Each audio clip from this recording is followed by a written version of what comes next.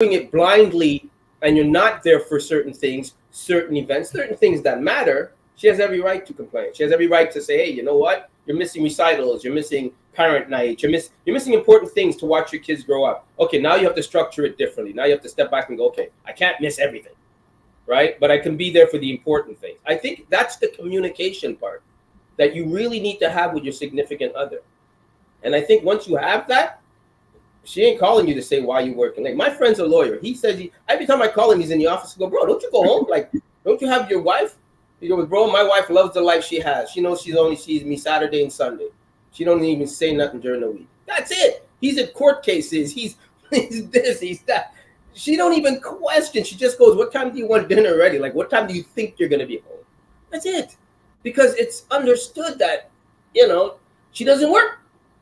She's going to have more time on her hands. She's got a lot of PTA meetings and things to do with the house and the kids and to drive them here, drive them there. So that's the understanding you should have. That communication level of communication you should have with your significant other is very important. I mean, I can't disrupt my life if a woman comes in it. I'm looking at her going like, this is me. Overtime is overtime. And I think you need to have that discussion. But I do understand on her end if she doesn't see you enough. I do understand what you're saying, but I also want you to consider it from this perspective, because most professions you have a choice.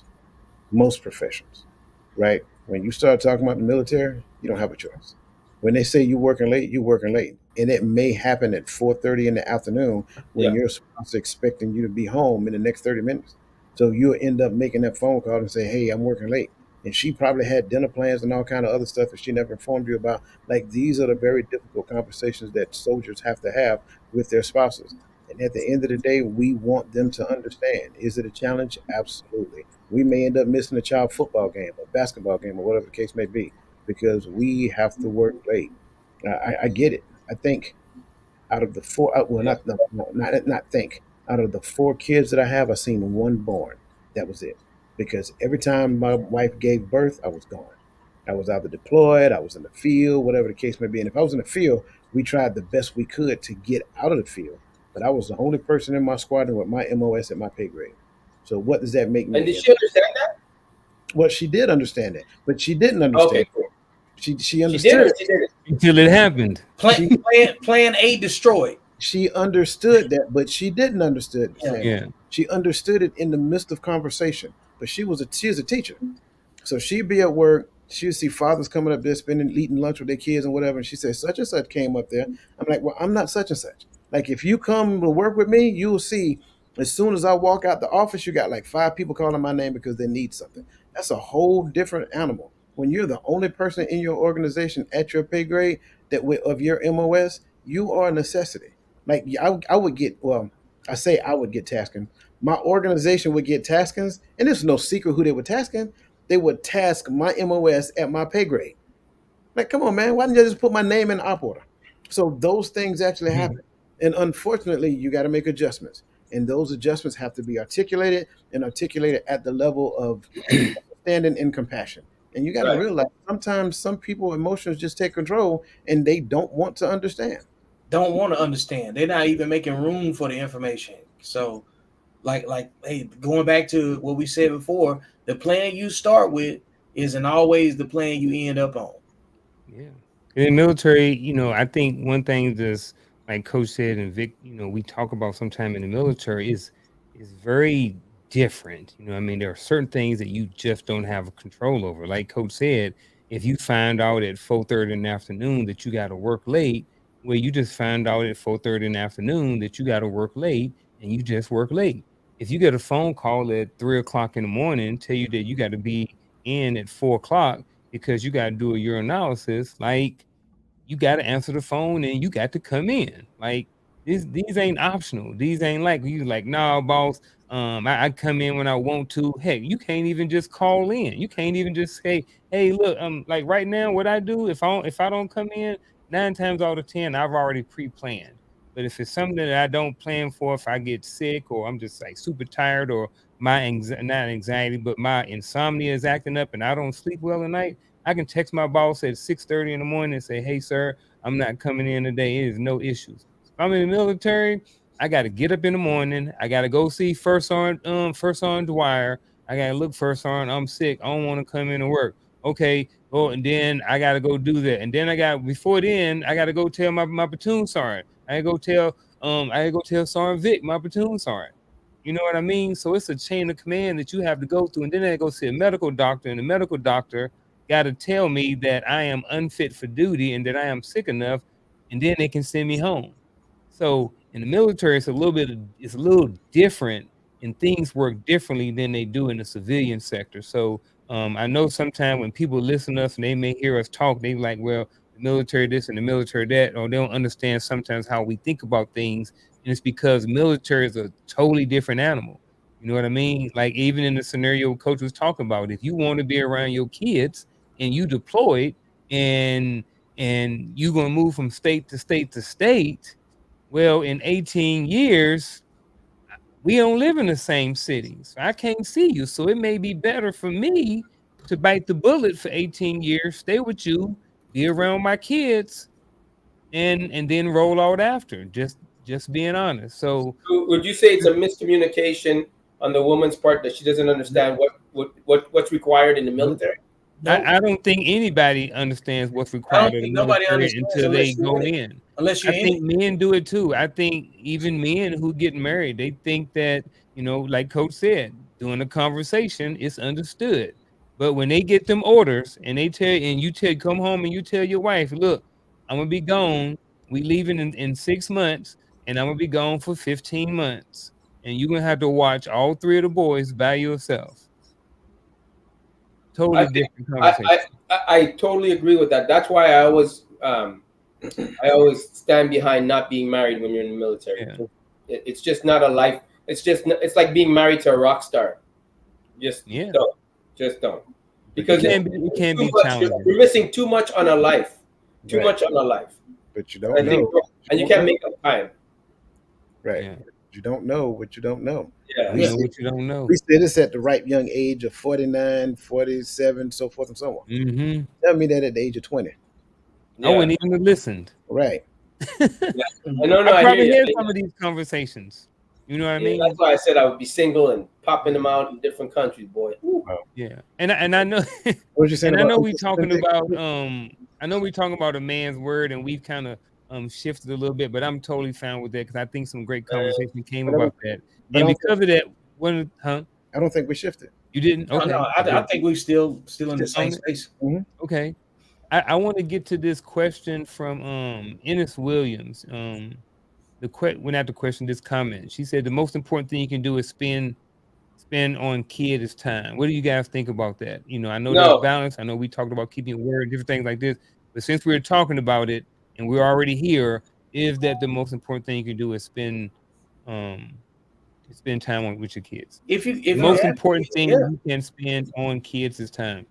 I think you kind of if a baby's burping up on the in the crib. Well, you even said it already. They said if you looked at the time that you missed with your kids, you know what I'm saying, while you were gone. So it's important now, so it was important then. Yeah, but if the baby's in the crib burping up on itself, you don't really need to be there to watch it.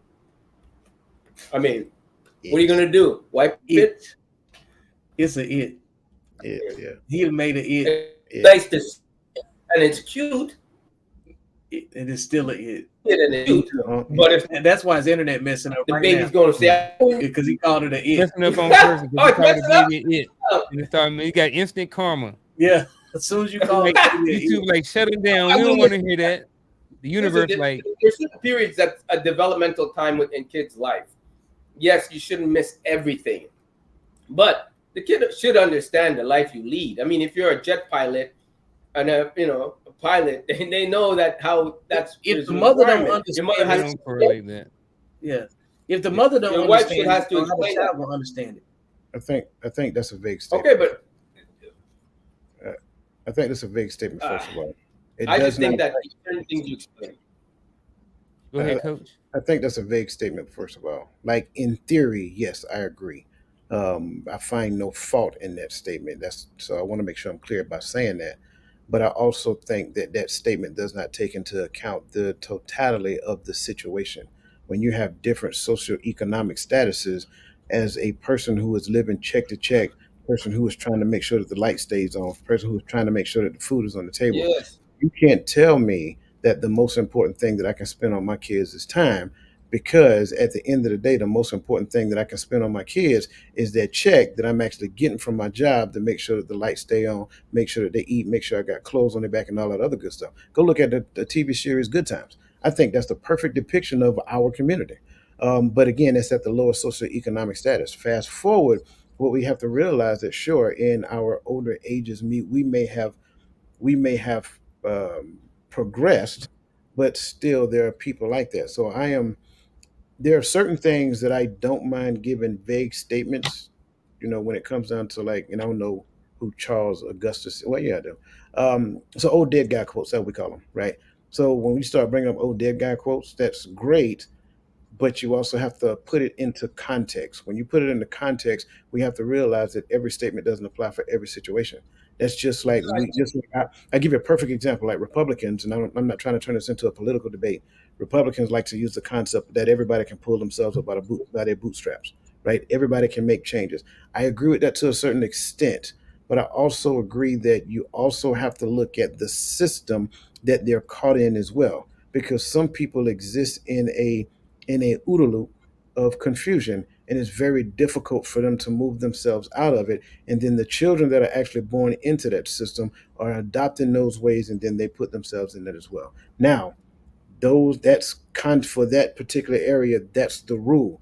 Are there exceptions to the rule? Absolutely. You have people come out the projects and go into the penthouse. I understand that's the case, but that's not the rule. And what I do find is that a lot of times we spend more time talking about the exceptions to the rule, as though the exception is the rule. Let's make Yeah. no mistake about it. The exception is not the rule. Therefore, that should not be our primary talking point.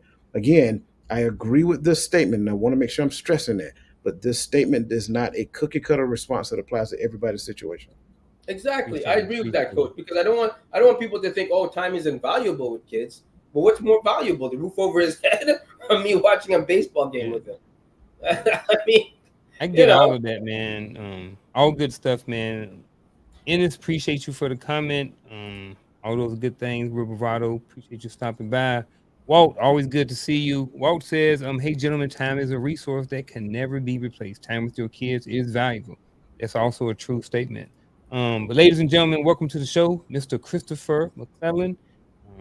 Took him a while to get here. He been taking care of things. He had to go shave and look good before he come on the platform There this you go. evening. I appreciate him. I know he did that just for us, ladies and gentlemen. He did it for you. He did it for all the viewers. He shaved He his harnessed head. in his baby Rick Ross. Baby Rick Ross. There you go. He probably was at the gym. Don't you like them I comments? was actually doing laundry. Hey. Ain't nothing Look wrong who with that that. happened. Look like he had a makeover. Yeah, man. How you doing, Look Chris? at them eyebrows, man. Did you have them, like, why? I wasn't gonna go that far. I- I'm just saying, like, he just I am well. he just got different appearances. You know what I'm saying? You don't know what he I- gonna do next time. Be the red. that is a blessing. Hey, that's versatility. See, next week That is a he might blessing. have- he might have. I can pull off any look I want to. Yeah, he might be brushing waves next week. You don't know. Chris said you gotta keep him guessing. That's it. Ain't no wrong with that. Hey, with that being said, we going off to this next question. The next question is this: is it ever okay to not keep your word? Is I it think ever it- okay I to think not it's- keep your word? Depends on who fry you first. Like, I mean, fair game, right? Like, how many times you done burned some customer service people because they didn't, you know what I'm saying, live up to what they said they was gonna do? You know, Mhm. I think in transactional relationships, the option to revoke your word is always available, because it's like you ever put in a 2-week notice at a job, and then you ever known somebody that's just been fired without, like, the job ain't gonna give you 2 weeks notice before they fire you. So there's an agreement there, right? And it's based on whatever agreed upon variables and terms, right? That's why, like, if you ever signed up for any app the most overlooked and least read thing on the internet is the terms of the agreement, and you're forfeiting something. You know what I'm saying? To gain access to whatever platform you might be using, right? Well, it's no different. The minute that you agree to the terms, they, they have full control of whatever it is that they put in the terms of the agreement. But if you decide to stop using the app, they can't make you keep the app on your phone unless you agreed to something, you know what I'm saying, that they gave them proprietary access to your device, right? So you reserve the right to terminate, you know what I'm saying, whatever agreement you have if the terms of the agreement aren't met. I agree. I so agree with that because I mean, who's really breaking your word? I mean, that's like being a little too sensitive, right? Now, if you call your wolf pack and you go, listen, I really need your help on this tax choice. I'm spending money. Please call me back in 10 minutes. And you say, okay, you know what? I got to just end this thing right now, but I'm in 10 minutes. I'm calling you back. And you don't call. That's different because there was significant meaning behind that. Now, if it's like, hey, you know what? I'm having dinner. I'll call you back after dinner. I just wanted to talk to you about something brief. I don't care if you call me back at that particular time, right? You wouldn't really hold the guy to it and judge him. But is it okay? Is it okay? Yes, it's fine. It's so fine. Yes, it's okay to not keep your word. Absolutely. Okay. Depending on what it is. Absolutely. And I'm not going to judge you because you didn't call me back in 10 minutes. That means you weren't my friend in the first place. Shit, it's better if you don't call me back. I think it's situationally dependent. It's situationally depending. I mean, like you got family members that revoke their word on you all the time. People don't follow up all the time.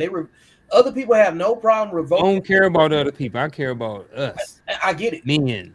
Yeah. Every man has experienced somebody revoking their word or revoking their trust from them. Mm-hmm. Absolutely. The lesson is that you have to vet better. And sometimes vetting better and acting on it requires you to remove your word. Sometimes it's okay to go back on your word if it involves somebody else in a life or death situation. Sometimes you have to go back on your word to protect people. So, first and foremost, I want to do this first.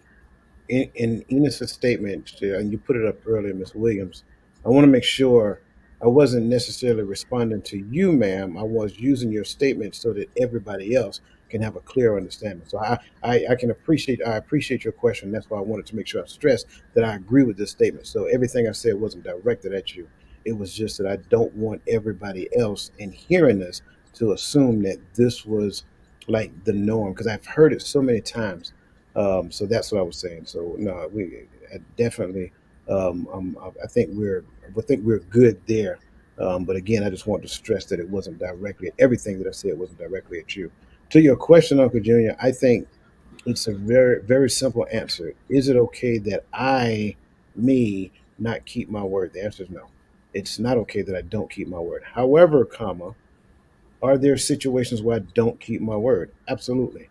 But is it okay that I don't keep my word? No, because like I said, my word is an extension of my character until my deeds show up. Once my deeds show up, it validates my word. So, what are the situations that present itself to where I don't keep my word? Like we said, it's situational. When you have a verbal contract between two people and one person actually defrauds on their version of the contract, I am not going to honor that contract at that particular point in time until we come back to the table and have a conversation about it so that we can get back on good terms. Once we get back on good terms, then my word is back on. I don't use it as a weapon, but by that same token, you're not going to hold me hostage to an agreement that we had over here, and you didn't change the dynamics of said agreement, and now you're still expecting me to hold firm to that. No, it doesn't work that way. So to your question, the answer is no, but by that same token, do we do it? Absolutely, once the parameters of the agreement has changed. And see, that's I'm more on that side of it. I'm actually, let's slide it over here. Let's do it like this. I think, we counter on this side and y'all counter on that side over there. Not that we're in disagreement or anything, but I think we maybe kind of be thinking I'm kind of on the same side as Coach. Is like, no, because if I'm okay with not keeping my word, I think that goes, like Coach said, that plays a part in my character and who I am and who I want to be known as. You know what I mean? Do I want to be known as the person They can't keep their word, even when it comes to phone calls, even when it comes to those little things. Me personally, I don't. I want to always be able to add value to my wolf pack and to my people. So when I tell coach, I'm going to call you back, if I don't call him back, I worry, or I think, how many times is this going to happen before our friendship or our communication becomes further and further? It gets distance to where we're no longer, and he doesn't trust me in other things. So I'm a firm believer that your word is huge and that is not okay. Like Coach said, I think there will be situations come up to where it may be out of my control, or I may, like Vic said, I may not want to keep my word anymore. It could be something bad. And it's like, look, bro, you know what? I know I said I was coming to do X, Y, and Z, but right now I ain't feeling it no more. But I'm going to communicate with you and let you know that I'm not going to do that anymore. Exactly. So I think that if you're not going to keep your word, I think that you owe it to somebody, then depending on what it is, to communicate that information to the person. Right. That's And me. technology has made that easy. What do you mean? Would you say, Coach? I mean, Antoine? Technology has made that easy. You can text somebody now. You know that excuse where I didn't get your message isn't. I mean, it's not around anymore. Where were you, on the moon? Like, you can lose your phone and find a new one, and all the messages come Yeah. back. So That's what I said. When people don't text me back, I kind of like. Yeah, it's like, okay, It's you know, not but I'm not, that- depending on the level of friendship. It Sometimes depends I on don't the want to. relationship. If Yeah. Coach don't text me back, if me and Coach, like Coach got a thing. If Coach don't text me, if we text more than 3 times, it's gonna be a phone call. Coach probably gonna text me. So I will, Right. if I don't have time to text Coach back, I won't text him back until later, because I Right. know it may take more than 3 conversations. We're gonna be on the phone, and I may not be in the place to have the conversation yet. You know what I mean? Right. With Vic, it's different. He may text and he'll be like, "Hey, yo," he'll just text yo, or Yeah. he'll text me with 2 eyes. And if I ain't busy, I'll hit him back. But I already know that we've already communicated and we've already established these ways of communication.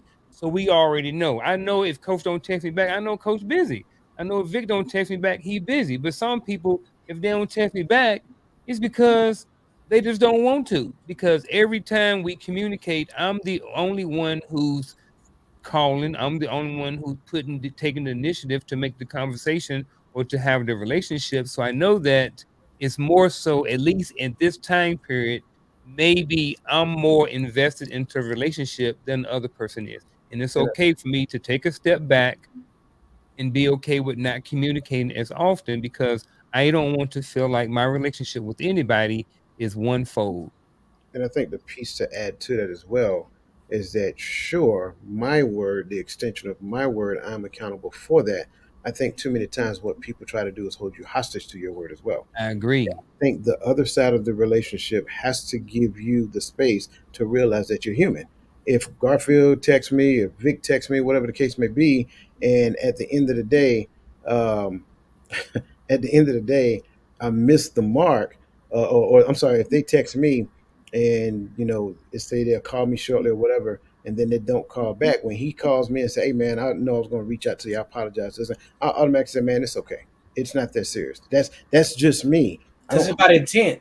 right. It's all about intent. It's all about knowing the person. Yep. If I know the person, I understand it was no ill will behind him not texting me back. Exactly. He got a whole wife he got to tend to. I don't come before she do. I Right. It's respect. like, exactly. It's like, I don't talk to you guys on the regular basis, right? So I, right off the bat, okay, you know, they don't need to call me. But I know if you guys call and you say, "Hey, Antoine, I got to talk to you about something," just common sense and knowledge would tell me, wait a minute, these guys don't even talk to me. So for him to say, call him back, there's got to be something that I need to hear or he needs to discuss. So I'm making that priority like that, because I don't talk to you on a regular basis. So for you guys to call me, there must be a reason.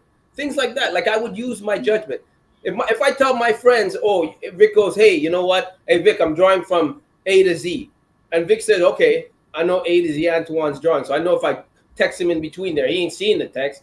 But he's not going to hold judgment to say, "Hey, you know, I sent you that text at 6 o'clock and it's now 9 o'clock and you're responding." I'm like, "Yeah, what's your problem?" It's about expectation management. Yeah. It's about establishing, like, again, we're talking about we're gray in the, I won't say gray in the lines, but you got vetted relationships that you're gonna do everything within the spectrum of those vetted relationships, meaning that I'm going to trust you with certain things. I'm not going to trust you with everything. You know, if you're bad with money, the last thing I'm going to do is throw you $100,000 and say, you know what I'm saying, keep my money safe.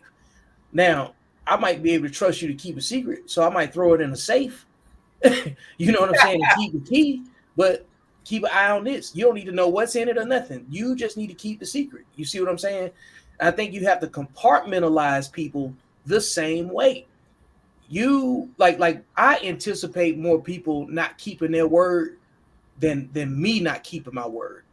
And it's because the human element that Coach was just talking about, leaving room for adjustments and things that are outside of your control that may affect, you know what I'm saying, the other person's capacity to keep the word. Because you may have the will, but do you have the capacity and do you have the capability? A lot of people, if they could agree to every single thing and show up for every single thing, then they would be present at every single thing. But that's not realistic. Some people overbook themselves all the time. You know, there's been times where we want to show up on each other's platforms and we say we're going to show up, but Uncle tell me, hey, I went to sleep because I come on at 8:30. You know what I'm saying? 9:30 his time. Coach said the same thing a couple times. You know what I'm saying? But for you, Antoine, you present all the time because you're on the West Coast. Right. So you got a different type of availability. So like I don't say, Antoine, will you show up? Antoine's already like, hey, I'll be there if you want me to watch. You know what I'm saying? And he's gonna support. So like everybody has other obligations that they have to, you know what I'm saying, keeping the right spectrum too. But if the other person doesn't do the relationship cultivation that it makes that makes for a better atmosphere to keep your word, then the first one off the chopping block is the one with the least amount of investment.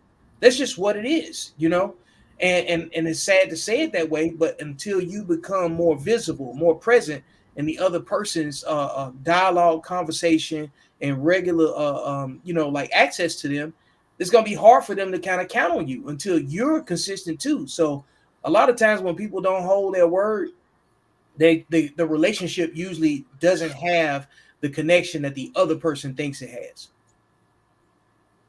Is it do you guys have people in your lives where, wait, I don't want to say this right because it sounds really bad. How do I say it? There's people in your lives where you really don't care if they call you back or not. Like you don't care. Do you have those kind of friendships? Like, in other words, I don't call them friendship. I call them more so acquaintances, right? Those transactional relationships.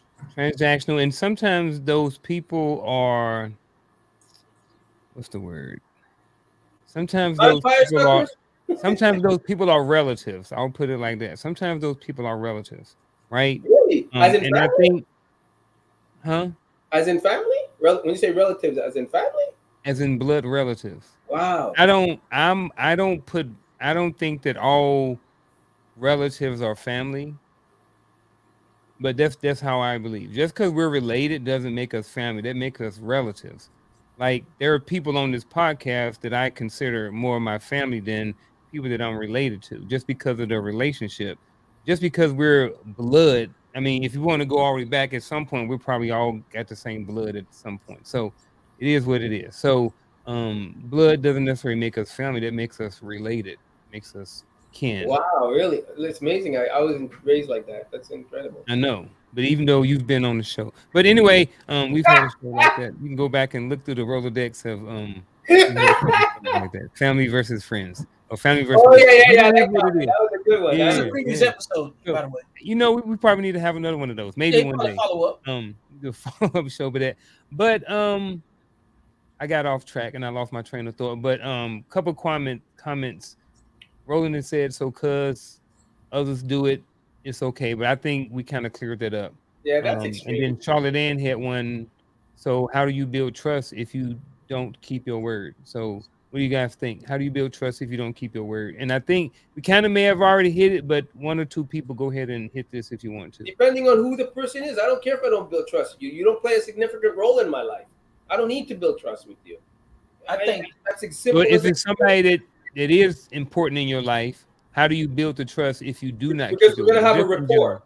It's just like what I said earlier too. Trust is built on reasonable expectations and repetition. If you're not present, and you're not repeating the process, and you're not, solidifying that relationship and actually making it mesh with what you got going on in your life and what I got going on in mine, then you can't expect people to invest in keeping their word. Absolutely. Can I say this? I think that at a certain age in your life, you should have people in your life that matter, family that matters, and anything outside of that, you shouldn't care. It doesn't have any relevance. It's not going to shape your life in any way. There's nothing wrong with telling anybody, I don't need everybody to like me. I just need you to respect me. I don't need you to like me. I got enough friends, trust me. And the more friends you have, the more money you lose anyways. So how about the question? So how do you build trust if you don't keep your word? Rapport. I say you can. I say it's hard to build a relationship. I say it's hard to build trust if someone doesn't keep their word. That's me. I think is unless someone have an example or something, I'm on the side that Yeah, but that's a it's reason. hard Because to keep. It's hard to build trust if I or someone else doesn't keep their word. yeah, but that's a reason. You're saying it because they don't keep their word.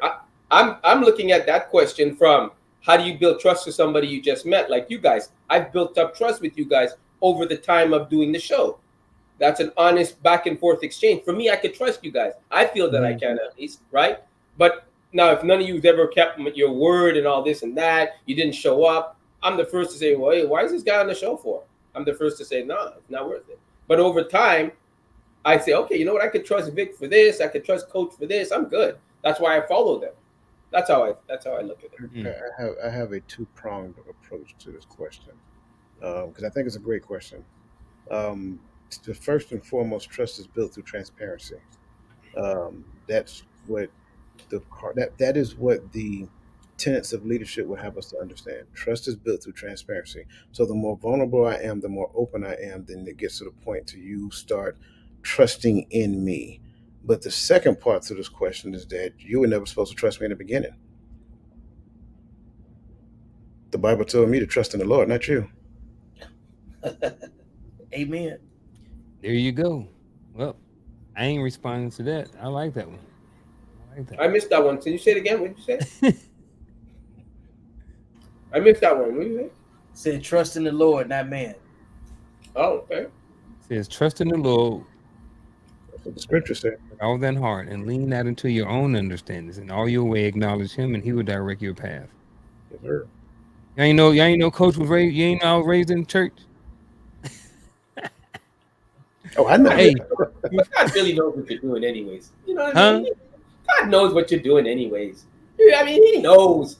You know, anytime you say, God, I ain't gonna do this no more, He knows when you're peeking. He knows. He can. Oh, grab that one. Grab that one. Which one? That one right there. You see it? What are you guys looking at?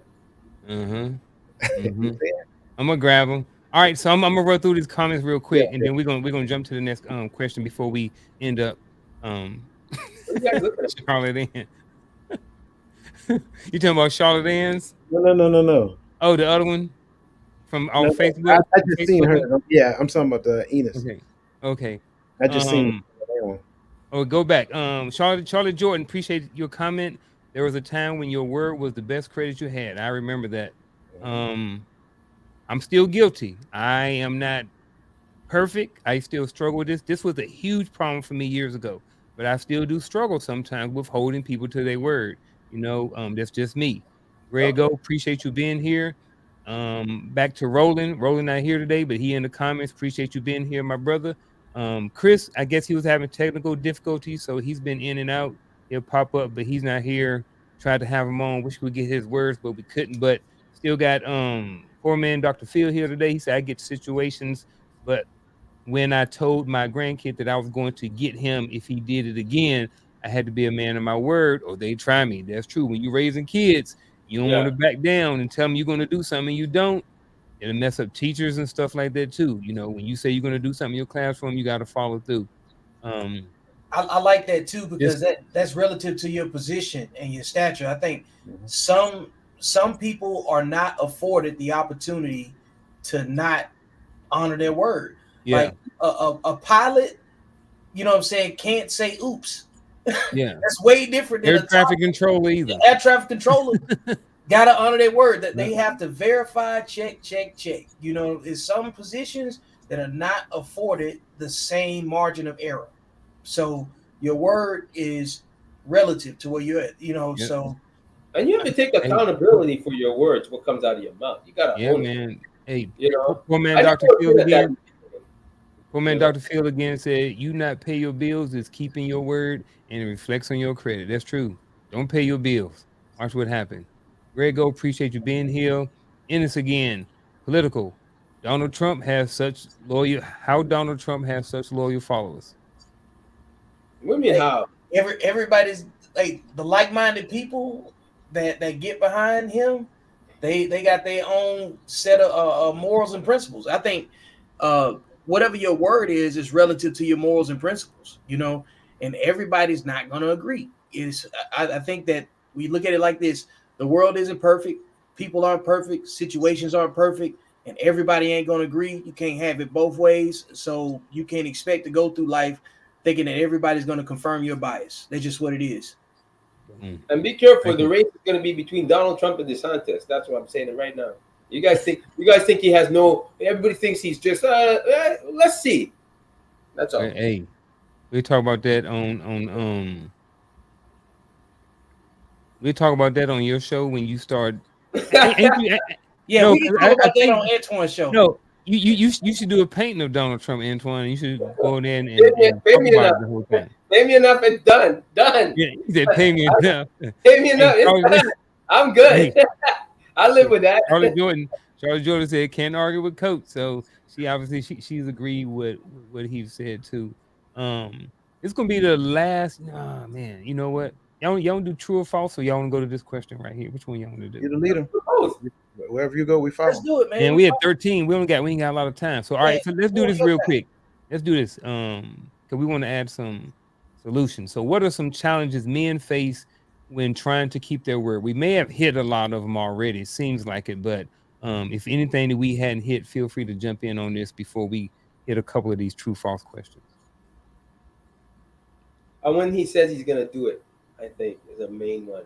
Like when you say you're gonna do something, but the time ran out, you got distracted, something else took priority. I think we fall. I think we put on sometimes we put a lot on our plate, you know, because we want to do it all and fix it all. And I think maybe men take on a lot on their plate. That's how I see it. Yeah. Overbooking yourself. Yeah. That's what I said earlier. Like one of the things I tell you that I would say I underestimated is that I didn't realize how busy my life was seriously until like maybe about 3 or 4 years ago. And I was like, man, I got to really start like, you know, using my calendar more, you know.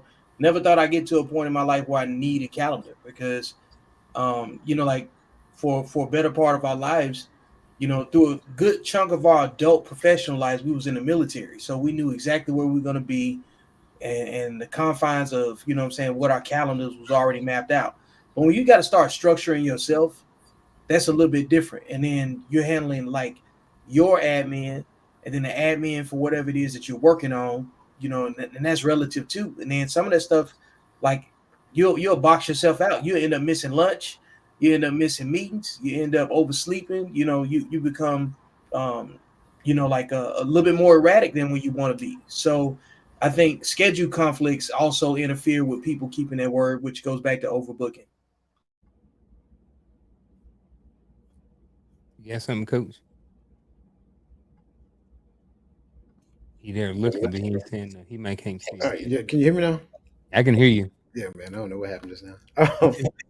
So, first and foremost, DeSantis and Trump are both Republicans. But moving on. So I think the issue is balancing what I said against what I'm saying. I think that could be one of the issues, or one of the challenges men find or face when trying to keep their word. What I said is based upon what it is I wanted to do. What I'm saying is based upon what I need to do. The art of decision making sometimes will have you to go against some of the things that you said in the past under perfect scenarios. I think we all exist under what I tend to call the three C's of existence. At some point in your life, you'll find yourself within the scope of one of these three C's: competition, crisis, and conflict. And when you look at it, you're existing in one of those spaces. When I hit crisis or conflict, I forgot everything I said because I'm practicing the art of decision making so I can mitigate crisis to avoid conflict. But if crisis ever get the conflict, don't remind me of anything I said. I got to get rid of this conflict first so I can bring it back down to competition. And when I say competition, make no mistake about it, I'm not competing against anybody else. I'm competing against myself. Look, hey coach, you got the three C's. I got three words: problems, solutions, and opportunities. So like one of the first one, like you said, crisis kind of pairs well with problems. You got to solve that first because your original plan is solid until you got a problem. Then you look for solutions and opportunities, and people and their word has got to be associated with one of those three things. You know what I'm saying? Do they cause the problem or do they solve the problem?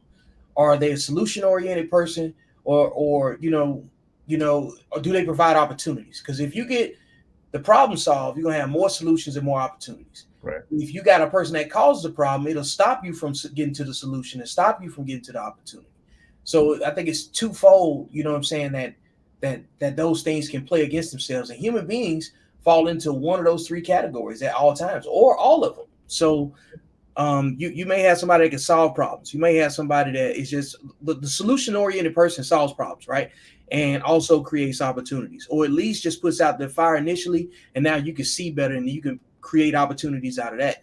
So I think the important thing is knowing what the individual creates, so you know where to put your expectations. And this is about expectation management, and it's about following up too. And I think a lack of follow-up is part of keeping your word too. I think one of the challenges that men face when trying to keep their word is life.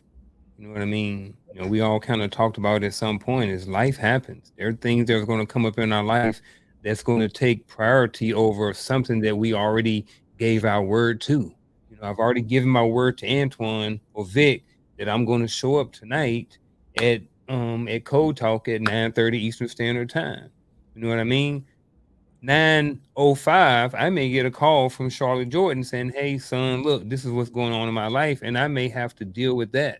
You know what I mean? So now, no longer life just happened.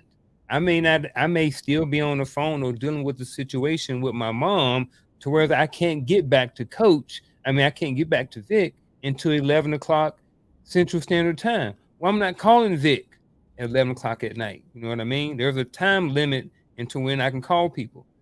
However, if I get up in the morning at 5 o'clock in the morning, sometimes I may be able to text Vic because I may look and Vic may be just got off or might be on Facebook because his insomnia is acting up and he can't sleep. You know what I mean? So I may be able to text him then towards I couldn't before. But either way, like I said, life is one of those things that happens to all of us. And that's just something that we all face, we all have to go through. And that can be one of the challenges and why sometimes people don't keep their word. And if someone doesn't keep their word, I think before you fly off the handle about it, I think one of the things you should do is figure out why that person wasn't able to keep their word. And, you know, it is what it is. Not that they have to justify why they didn't keep their word or that they owe you an explanation. But like Coach said, you know, you can go back to the video and hear what he said. But he talked about that early in the show. But Life be life, man. Life be lifing. I'm gonna need y'all to stop talking about that insomnia like it's a hat y'all put on though. That's all I'm saying. Man, I'm just being, it's one of the things that I think at least three of us up here deal with. Yeah. At some point. So it's like we can have a conversation about it because we get it. Whether or not other people understand it or not, it's like you talking like yeah, I know what you mean. Get 4 hours of sleep and then pop back up like this right here, and yeah, man. Part of my life. Get it. Yeah.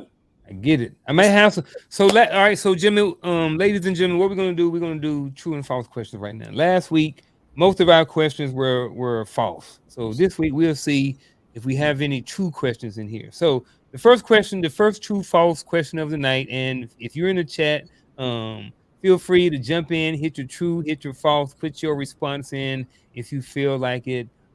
join and be part of the show as we start closing out. So true and false. First question of the night is true, false. A man's word is his bond, implies that he always keeps his promise without exception. Coach say false. False. I say false.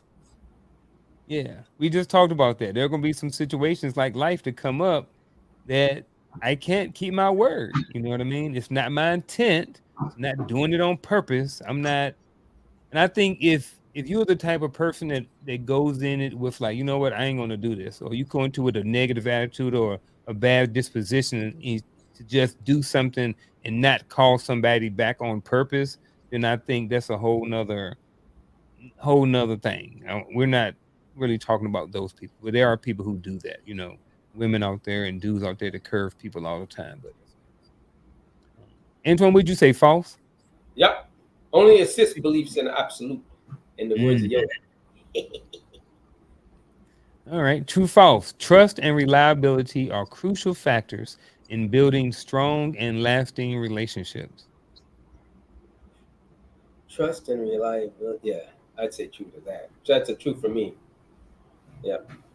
I say true, but they're only part of it. So if if it's just true or false, they're true, but only as two of the things. I think that if I can't trust Vic and he's not reliable, I don't think that we're going to have a strong and lasting relationship. So yeah, that's my. I'd put understanding in there too. By the way, but that's me. Oh, yeah, that's what I said. I think it's. I go back to what I said. Yeah. Again, I don't need you to trust me. I just need you to see me as being trustworthy. My intentions are good, but I'm human. I'm going to fail you at some point in time. Yeah. It's not malicious. It's just human nature. Can't have it all. The world ain't perfect, and this is the perfect part. This is the imperfect part of your independence. You know what I'm saying? As a person, it's like you don't control everything.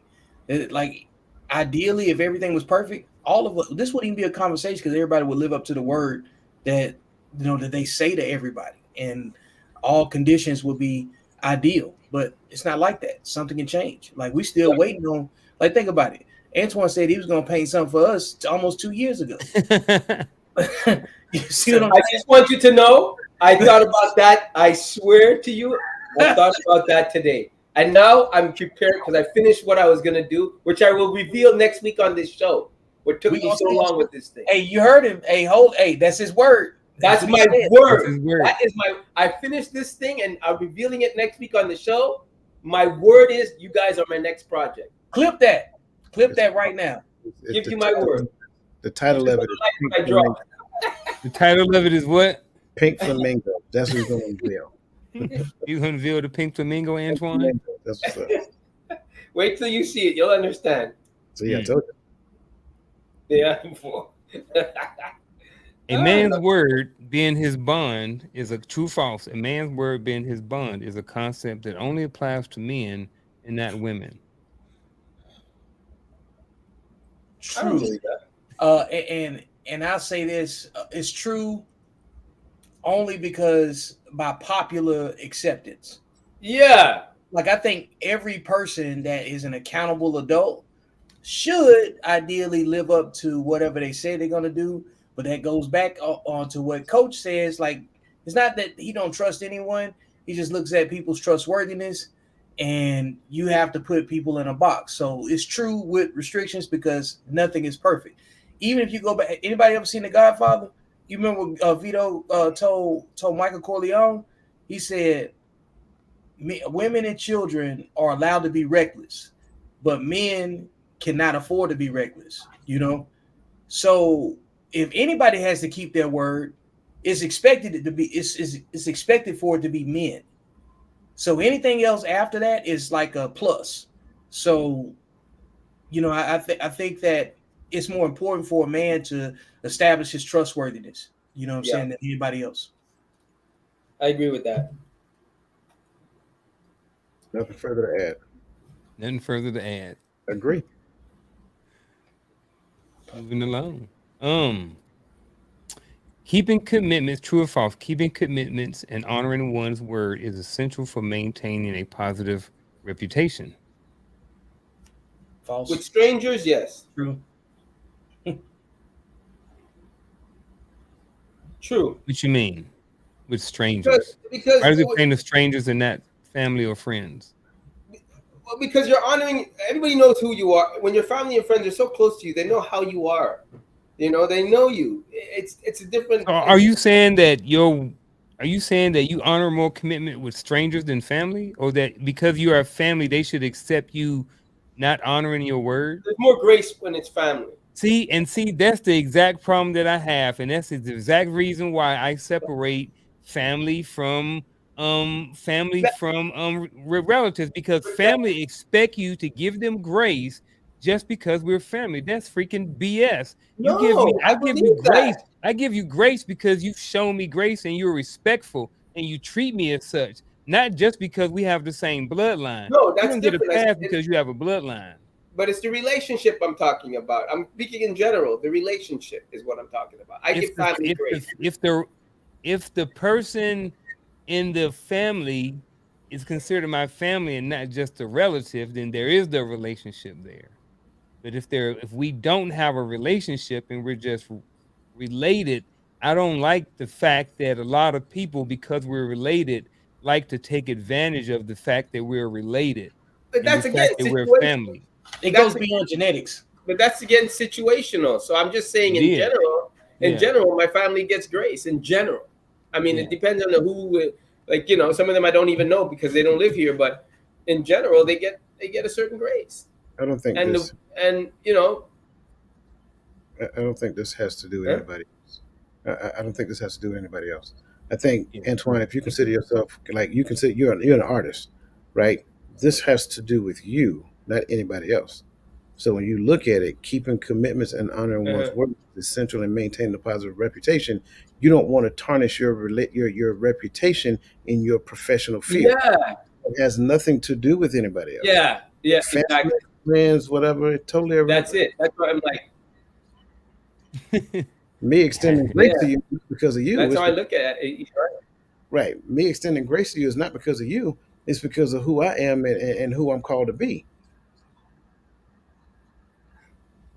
All right, last one, and we're gonna roll on to the pack wisdom. So, with that being said, true, false, effective communication is not a significant factor in a man's word being considered his bond. Effective. Vic say false. Effective. I think that's true. Oh no, I'm going to go. You can't establish the rapport that your word is connected to if you're not an effective communicator. Yeah, Like, yeah. if That's right. the I'm gonna say intent that's false. isn't received, articulated, comprehended, and then Yeah, applied, I'm gonna go to. executed, then did you ever communicate? You know, I might Yeah. say I want something to eat, but you bring back something that I don't want to eat. You know, you still answered the mail in general, but if I don't give you the details and you bring me back something that you want and it doesn't agree with me, you know, like, yeah, I communicated that I wanted something to eat. You brought back food, but it's not what I wanted. So is it effective communication? Somebody's going to say, yes, it is, because you still brought food. You know what I'm saying? Mm. But was my intent, you know, like my absolute intent, you know, communicated? And that's when, like, you get into conversations about who's the mind reader. When you're having mind reader conversations, you're not effectively communicating. Gotcha. Y'all ready? Let's do it.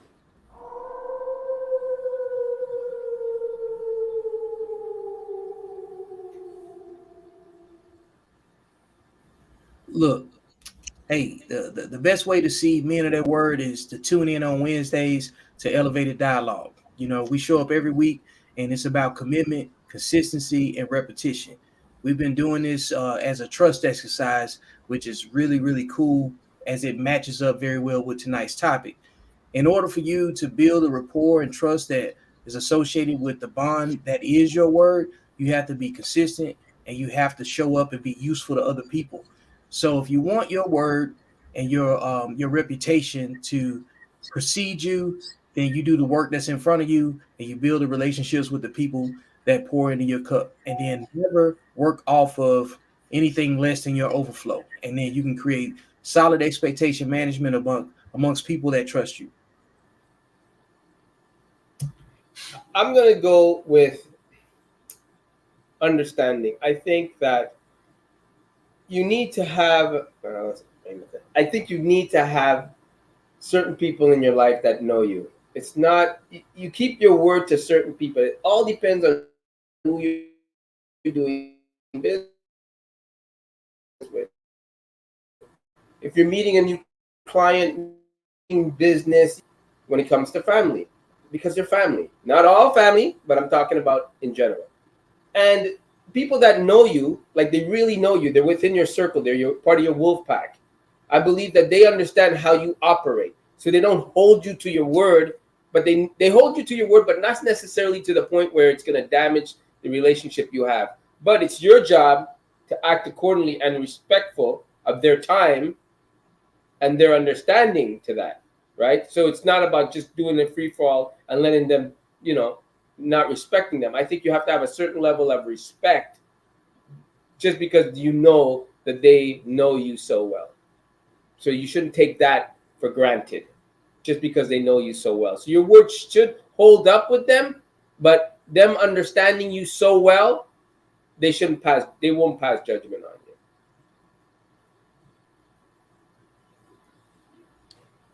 Your word is your bond is something that I've been hearing since I was probably in elementary or middle school.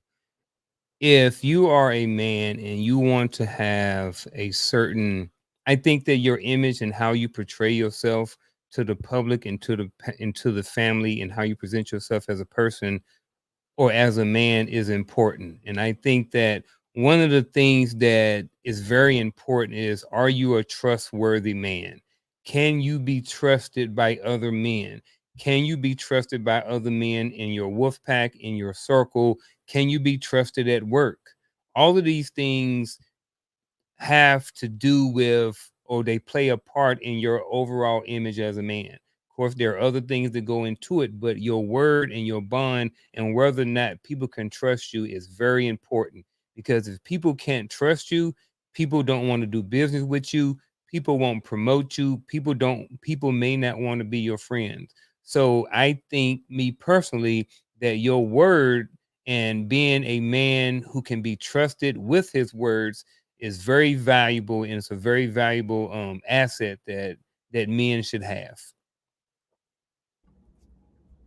I think it was a lot of great comments that were made, and I advise everybody to go back and take a listen to them again, because me and these brothers are synced when it comes down to this. I will add to what they're saying, that I think when it comes down to my character is my responsibility. The extensions of my character are found in my words and my behavior. So when it comes down to it, I hold myself accountable to my word. I hold myself accountable to the character that I portray. It is not anybody else's responsibility, nor is it my responsibility to hold anybody else accountable to their word or to their character unless we're in a relationship. Relationship is a gateway to training. I've said that several different times, and I'm going to continue to say that. Relationship gives me the right to have difficult conversations with, like, the wolf pack. Right? We can have those difficult conversations because we can bring behavior to their awareness, because you got to realize everybody has blind spots. It's not a personal attack. We're not dragging them through the mud or anything of that nature. We're helping them to maintain accountability or maintain responsibility. I'm sorry. We are accountable to one another. That's what relationship affords us to do. So when it comes down to our word, we should strive to ensure that we fulfill the promises of our word, not necessarily because of anybody else, but because of the commitment I made to my Father in heaven. So that's how I look at it.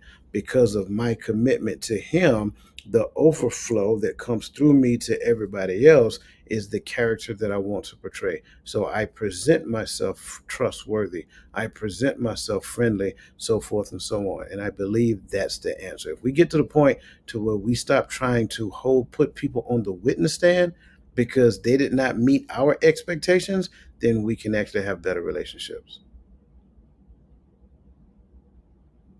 Amen. Whole bunch of great conversations tonight, a bunch of great words being transparent tonight. So I really appreciate you gentlemen for being here. Appreciate all the feedback in the chats and different things like that. Appreciate you, everybody who has been here watching, regardless of what platform that you're on. Don't forget tonight in less than an hour, go over on Code Talk and check out Code Talk. And then in 2 days, 8 p.m. Eastern Standard Time, go over there on Coach's platform and check out the Empowering Perspective podcast. Mr. TMI, appreciate you being here tonight, gentlemen. Also, log over on the Mr. TMI. His link and everything, information for his channel is in the description below as well. So all of our information is in the description. You can check us out. You can find out where we are and where we hang out at on social media and our different platforms and different things like that. If you want to subscribe or check us out or anything like that, feel free to do so. Again, like, share, all this information, different things like that. And we will be back again next week at 8 p.m., actually 7 p.m. Eastern Standard Time, with another great episode of Elevated Dialogue. And that's it for tonight. We will see y'all again next week. We out.